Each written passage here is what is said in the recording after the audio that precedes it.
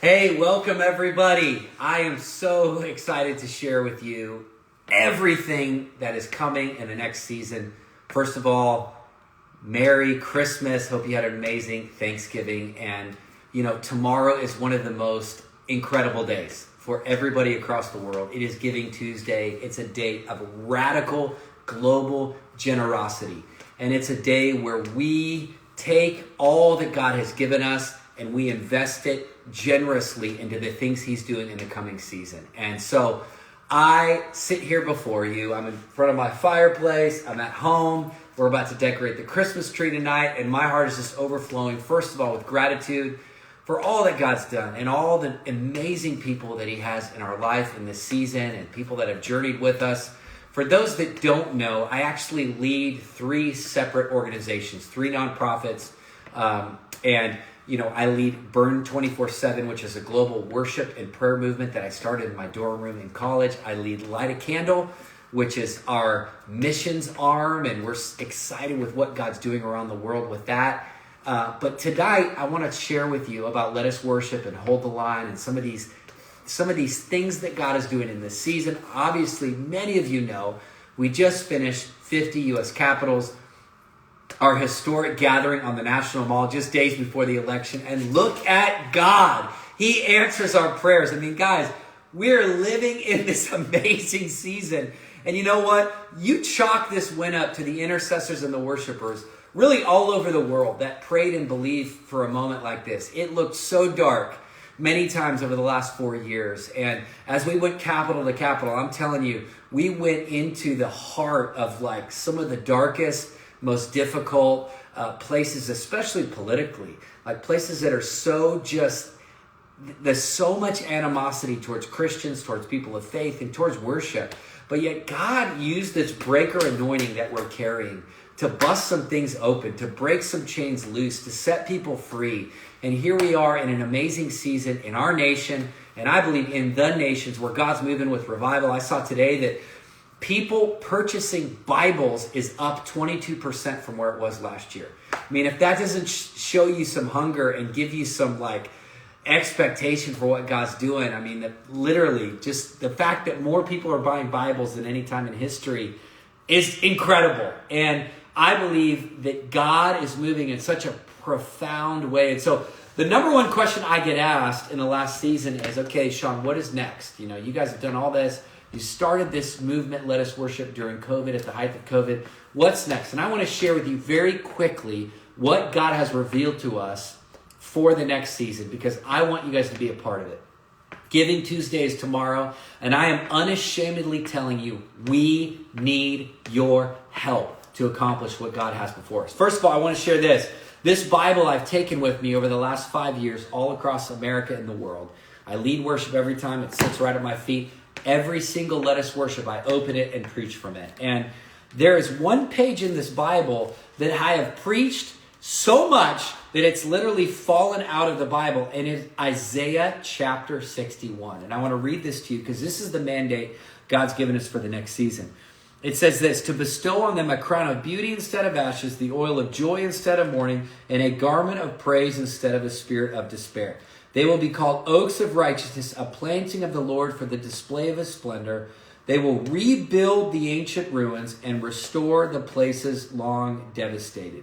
They will renew ruined cities that have been devastated for generations. So this right here, as you can zoom in on it, my daughter Katura is holding the camera.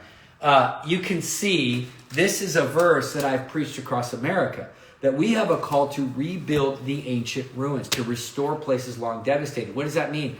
We're called to go into places people want to flee. This is part of the reason why I believe God launched this revival movement in California, a place that so many people are fleeing. And yet we're called to actually stay here and to rebuild the ruined cities that have been devastated.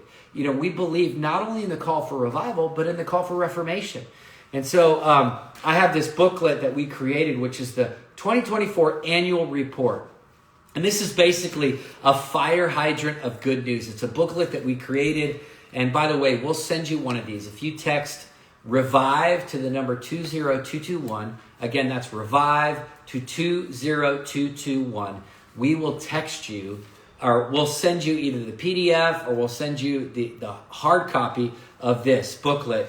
And it's just full of good news. It shares all the stuff that we've done across the world, the testimonies, shows with you Camp Allah, which is our headquarters on Capitol Hill in D.C.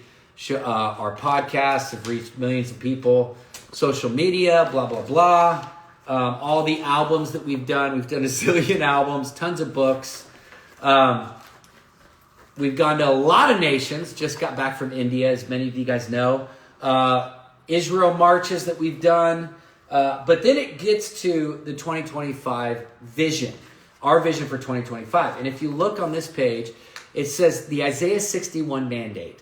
And this is the mandate. We have hand-selected about a dozen of the most destroyed, hopeless, forsaken, crime-infested cities across our nation and the nations. And God has told us to go to them. And Bear, come here. This is my dog. Come here. Come on. He barks at everything.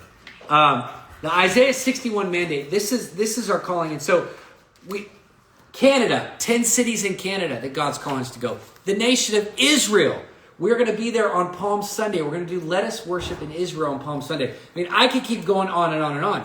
But here's the point.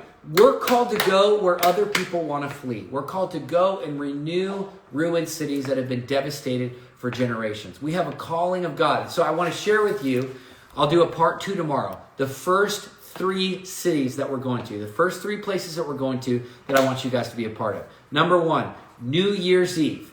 We're kicking it off in Port St. Lucie, Florida, in a baseball stadium. It is going to be epic. It is going to be the biggest party of the new year. You do not want to miss it. If you're anywhere in the Southeast, you want to get to Port St. Lucie, Florida, to the Mets baseball stadium. It's going to be epic. You don't want to miss it. Secondly, we are going to go to Washington, D.C., and we're doing an event around the inauguration. Why are we doing that? Why? Because we have so much to celebrate, right? This whole new administration's coming in. So many new believers are going to be filling the White House. Worship is going to come back to the Oval Office. I've been there and worshiped before. I know it's going to happen again. But guess what? Praise goes first. Judah goes first. And so we're believing for Judah to go first. We're believing for praise to go first. And so we are so pumped that we get to worship Inauguration Weekend. That's going to be the second event that takes place. Thirdly, this is what I'm very, very excited about. We are hijacking the city of New Orleans during the Super Bowl.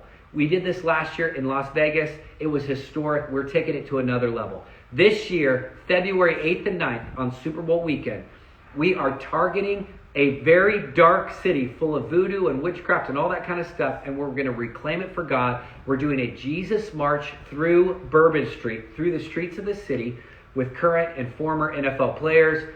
Then we're going to host a massive Let Us Worship event. Guys, I've been talking with pastors already today on the phone. People are stoked. It's going to be amazing. Number 1 day for human trafficking. Number 1 day that all eyeballs across the world are watching one event. We want Jesus to be lifted up. We want him to be the center of everything that we do. So again, the first 3 events, New Year's Eve, Port St. Lucie, Florida. Secondly, the inauguration worship event, more details to come. Thirdly, we are going to take over the streets of New Orleans for the Super Bowl. Those are the first 3 events. That doesn't even begin what God has called for us. Let me just quickly read off the names of some of the other cities that we're going to.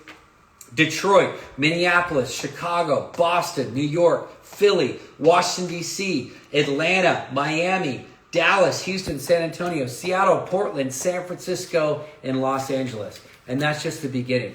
As you guys know, we always overperform. Our ministry, whatever you give, however much you pray, we're going to do more than we even say we're going to do.